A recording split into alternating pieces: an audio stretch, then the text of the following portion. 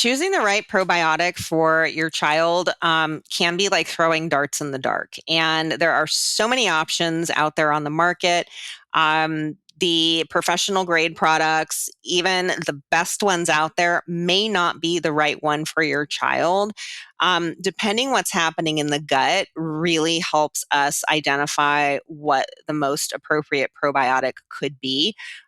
So for example, when somebody is struggling with chronic skin rashes, in my clinical practice, the majority of kids I see do tend to have eczema. Some have psoriasis. Some are dealing with chronic hives. When we're talking about what's happening on the skin, we always have to look at the gut skin axis and see what's happening in the gut, because there is a really close connection there between what's happening in the gut, what's happening on the skin. So, for example, if there are high levels of good gut bacteria, that can be a problem. And you wouldn't necessarily want to use a multi-strain bacterial probiotic. So you're just going to be throwing fuel on the fire. You're going to be adding more bacteria when there's already too much. So that might not be a good thing. Some of the clients that I work with do have high levels of histamine producing bacteria in their gut, which can be a problem for a number of reasons, but certainly with what's happening on the skin and certainly with symptoms like itch.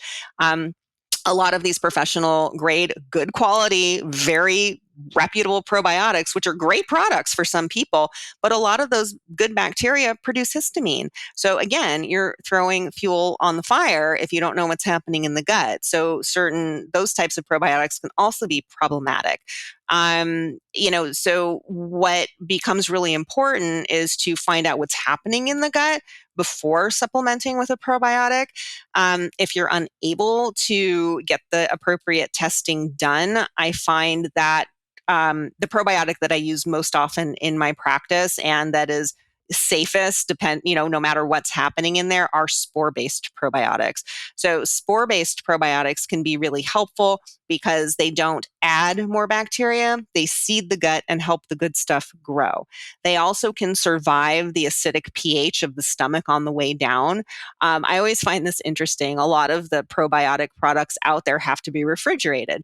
Well, if they're refrigerated, how do you think they're going to get through your stomach acid? Like, that doesn't make sense, right? How are they going to make it through to get to the colon or the large intestine where they need to be if they can't make it through stomach acid? So spore-based probiotics can withstand the pH of the stomach, that acidic pH, and make it down to the gut where we need them to go so that they can proliferate and help the gut, help the good stuff grow. So I typically go that route with my clients. And with regards to the histamine, if someone has a histamine issue, are there any strains in particular that tend to be more bothersome?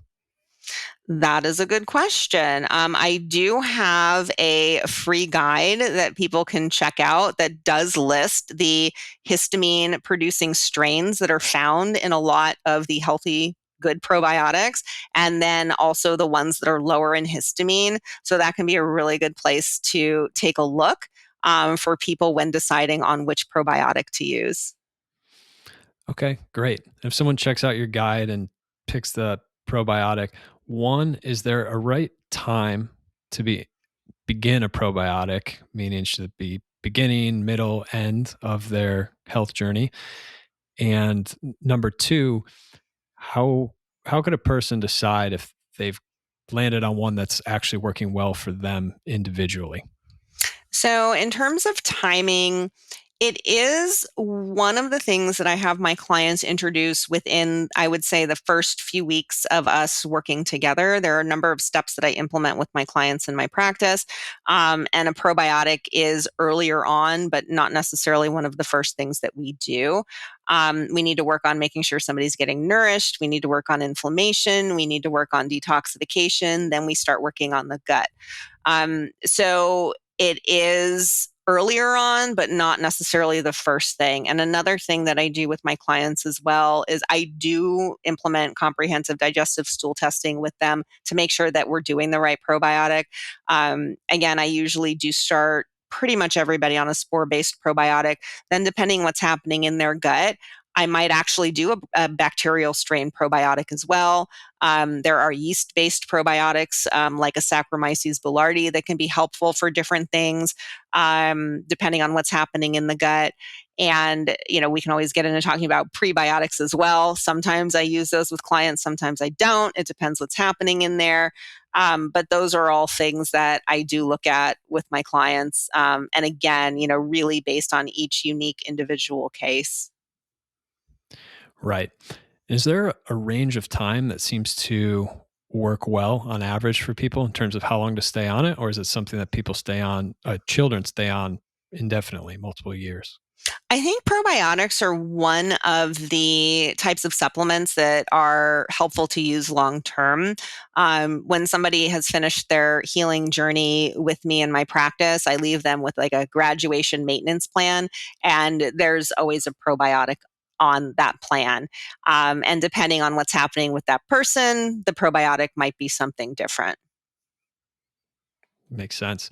Does your guide talk about your favorite brands or what to look for in a brand, or is there anything you can add about that?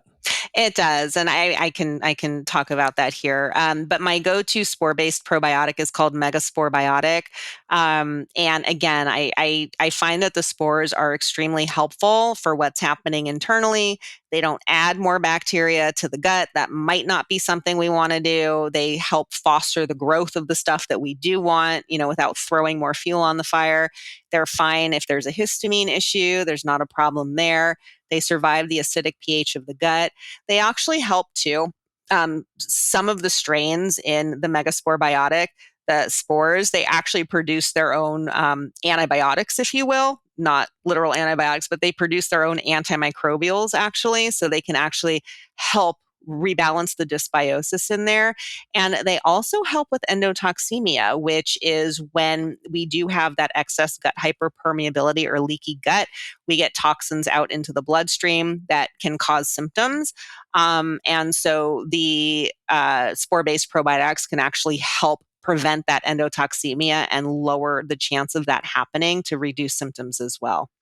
And one of my other favorite things about Megaspore Biotic is that you can open a capsule, mix it with your favorite moisturizer, and apply it to the rashes on the skin. A lot of my clients get improvements on their skin topically with that strategy as well.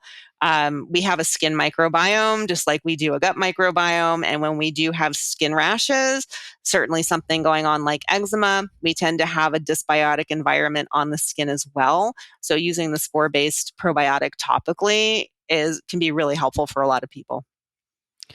And is that even eczema outbreaks where there's, it's quite tender or severe?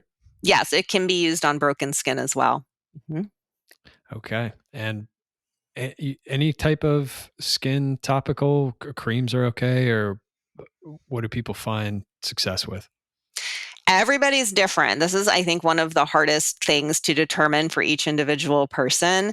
I have a free guide that's called Ditch the Itch that goes through a variety of factors that matter when we're figuring out what to use topically. Products that are pH balanced for the skin are important. So if you're using over the counter, more commercial type products, which are fine. Look for things that are for sensitive skin or that say pH balance. Those are good places to start. And also, if you're looking for more natural products, some of my clients find things like beef tallow or jojoba oil or emu oil really helpful. And it can be really tricky to figure out what to use on the skin, again, because everybody's so different. Some of the things that I do caution my clients away from are food based products, especially if your child hasn't eaten those foods yet, because a broken skin barrier is a mechanism for the development of food and environmental allergies. You can get sensitized to food allergens through the skin.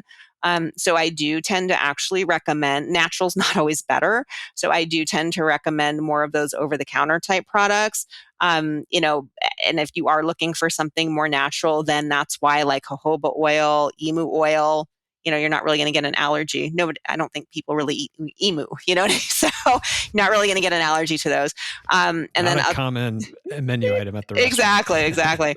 And other products, like a lot of people use coconut oil. Coconut oil is very antimicrobial. That can actually further disrupt the skin microbiome and create leakier skin. Olive oil is actually drying for the skin. So there's so many different nuances. So whatever product you're using topically for your child that seems somewhat helpful, stick with it.